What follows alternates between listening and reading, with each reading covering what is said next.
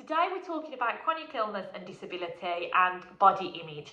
Now, it's important to preface before I begin this video that I'm not at all saying that everybody with a chronic illness or a disability struggles with their body image. Lots of people feel completely comfortable and completely confident in their own skin, and that's amazing. That's just not my journey and my experience. In my experience, I have found it to really affect my body confidence, and that's what I wanted to talk about today, because as well as struggling with body confidence and body image, that can also impact your dating, your self-esteem, the choices that you make with dating, the partners, and in general, your relationship. So I think it's a really good one to talk about.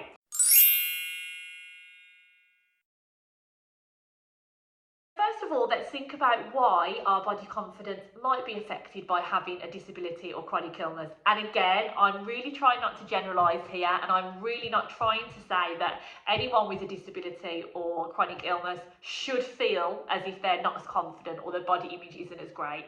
I'm just talking about my experience. In my experience, when I was first diagnosed with Crohn's disease way back in 2013, it really impacted my body image, because what started to happen was I started to create a narrative in my head around my body being faulty and broken. And I think this is quite a common thing if you have a chronic illness and you're just really frustrated with your body.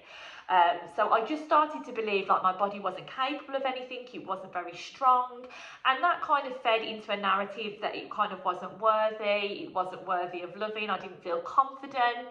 Pre-illness, I might have dressed more glamorously, I might have felt more confident in underwear, and although physically much hadn't changed, I didn't have any visible scars, I just felt much less confident in being in underwear, dressing up, and just feeling much less confident in my own skin. And that started to project into other areas of my life, so even with intimacy, and then eventually when I was thinking about having a family, and I now have a son, I started to believe things like, I wasn't desirable, or, my body wasn't capable of having a baby, because all of those thought stems around my illness, kind of an illness which is in my digestive system, seemed to project across my whole body, and I started to believe that narrative that my body just wasn't good enough. And that's a really tough thing that a lot of people go through, and I'll talk about things that might help in a second. But I think that narrative of something being faulty or broken can be quite a common one.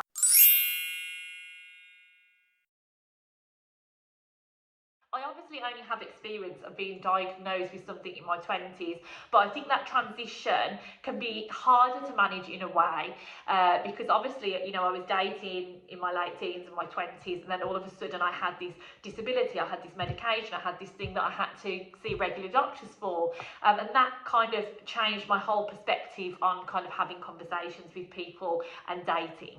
So especially if you're diagnosed with something quite suddenly and you kind of don't expect it, or you're diagnosed kind of in that phase of dating somebody, it can be really hard to kind of adapt to your new life and your new body. And I think that's what I found really difficult. The body that I hadn't even really thought about and taken for granted, perhaps scrutinised a little bit in the mirror, now seemed a whole other thing. It kind of felt like the enemy, and I think that's a common thought process that a lot of people can go through.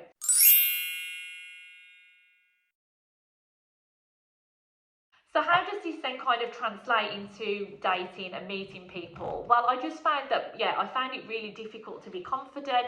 I found it difficult to like wear nice underwear and feel really good about myself, and then it starts to impact in your self-esteem. So I think I've talked about another video about not feeling a burden, but it can be really hard, I think, to not feel like that if you're relying on a partner, or you feel as if you can't contribute as much, whether that's not being able to contribute to a social life, going out lots and lots, or not being contributing to a sex life if you're not always having a high sex drive due to medication, or just not feeling very well.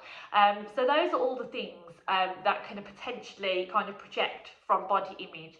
But I think it's really important to talk about that before even having those conversations or dates or relationships, that it is really important to work on yourself, because you'll soon realise that, and I eventually have, that your body isn't broken and your body isn't faulty.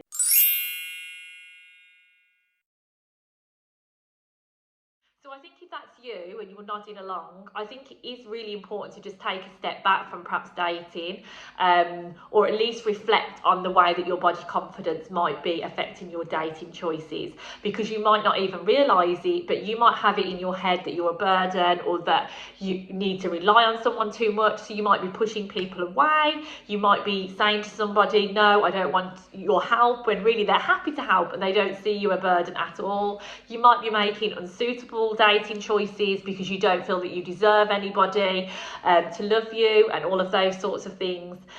So it's really important, I think, to work on that relationship, and it doesn't come overnight, but I think taking that time and just realising that chronic illness and disability can affect your body image, and then just realising how that might affect the way that you've been dating and the choices that you've been making with dating.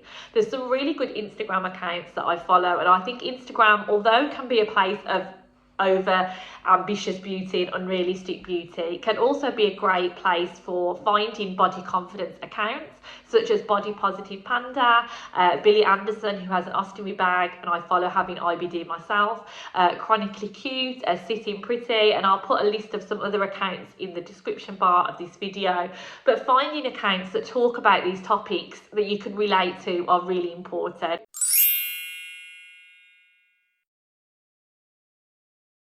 Following those accounts, working on yourself, giving yourself a break and realising all the amazing things that your body can do is really important. And if you are dating or there is somebody that you're seeing, be conscious of how you might be projecting yourself, and even have that conversation with them, because they could have body confidence issues too, whether they have a disability or not.